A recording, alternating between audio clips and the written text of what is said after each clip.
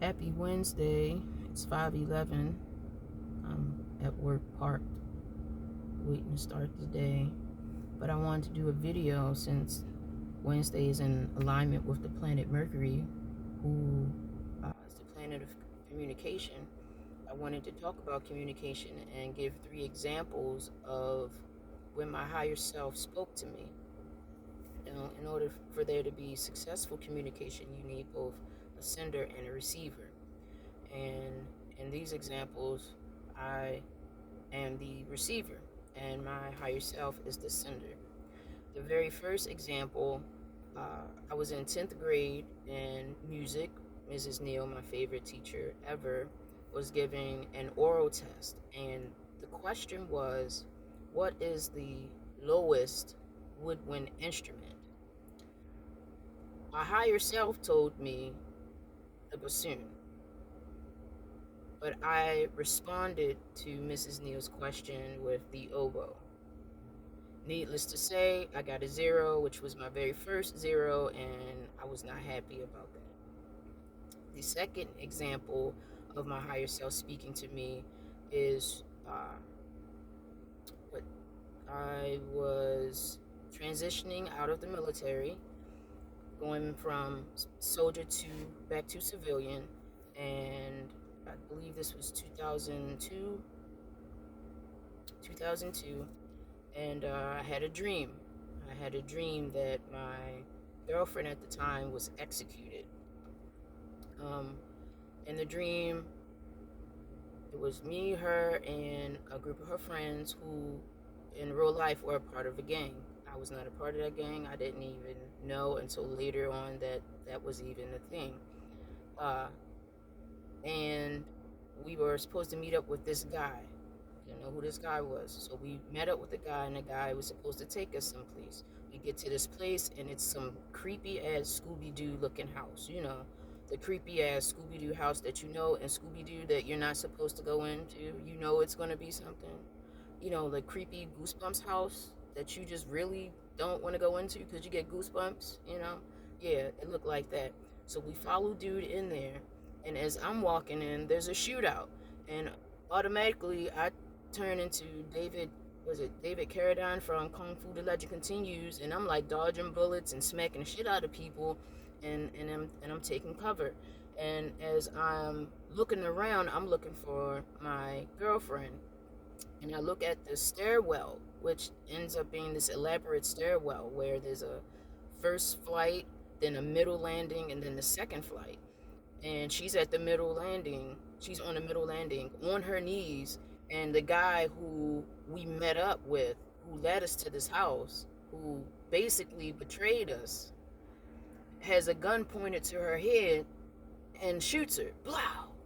I immediately wake up. Like, what the fuck? You know, that's what I'm thinking and feeling because it looked real, it felt real, it was real.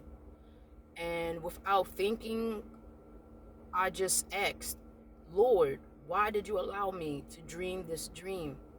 And my higher self says, because you hold her too high. Because you hold her too high. She was my very, very, very first girlfriend. My very first attempt at searching for my wife. Needless to say, she was not my wife. And I was warned because I hold her too high. The third time my higher self spoke to me was April 2011. I was living with my parents, East Baltimore, asleep in my room. My room was in the basement. I actually shared a room with my brother, Chris. So we had bunk beds. He was never there, so pretty much it was my room. I was asleep on the top bunk. I had fallen asleep to Hezekiah Walker's Gratefulness. I had earphones in my ears, so, you know, I was totally in it. I had fallen asleep. Around 3 something in the morning, I woke up. When I woke up, when I opened my eyes, I looked to the floor under my desk and saw a fire. The tote full of my school books had caught fire. The multi-outlet plug that we have had for like years had went bad and caught fire, and everything next to it caught fire. I immediately jumped up, went to grab our fire extinguisher, which was old as dirt, and I tried using it, and it went. If you can imagine cartoon, it had a face and everything, and a puff of smoke came out, but it didn't do anything. So I ran upstairs to the kitchen. I yelled for my parents, went to the kitchen, grabbed a big pot, put water in it, went downstairs. The fire moved more. Tried to put the fire out. That shit didn't do anything. Ran back upstairs, yelled again for my parents. Mommy and Daddy, there's a fire. Went to the kitchen, put more water in the pot, ran back downstairs. The fire spread more. Tried to put it out. Didn't do anything. Went back upstairs. My parents met me at the top of the steps, and they're like, what's going on? I said, there's a fire under my desk. There's a fire, and it's spreading. It's a fire. And they ran upstairs to grab all the important stuff and to put more clothes on. I ran to the kitchen to put more water. Ooh, a shooting star. How amazing. Went into the kitchen to put more water in the pot, and then I ran downstairs. As I am in the middle of as I'm going down the steps, at the middle of the stairway, I'm met with smoke, and I'm coughing, and I could barely see. I hear my higher self say, if you go down again, you will not come back up. If you go down again, you will not come back up.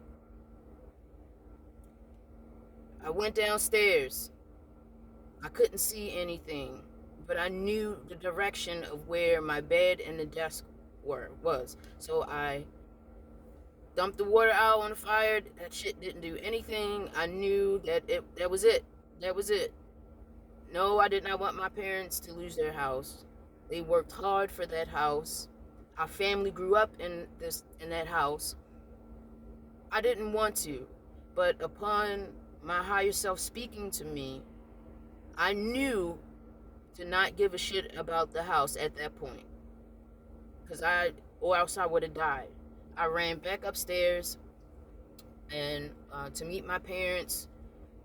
We went across the street to the neighbor's house, and from her front door, I just watched my parents' house burn. I watched fires do what fires do. Now, I woke up and immediately looked under the desk. I didn't look around. I just woke up. I didn't smell any fire. I didn't hear anything. I went to sleep with music. I have earphones in. My higher self woke me up.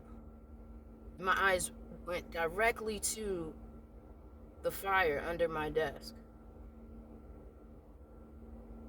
Communication. Successful communication is both sender and receiver, and when the receiver understands what the sender is saying. That's my 3 examples. Happy Wednesday. There is a part 2, and in that part 2, it speaks about when the communication isn't verbal. In this video, the communication is verbal, like my higher self is using words to speak to me. And the other examples, my higher self, my intuition, my gut feeling, is using my spidey sense to speak to me. And it felt like, maybe you shouldn't do that. But without words, like spidey sense. So join me next Wednesday where we do a part 2 of communication. Everybody have a good day. I love you.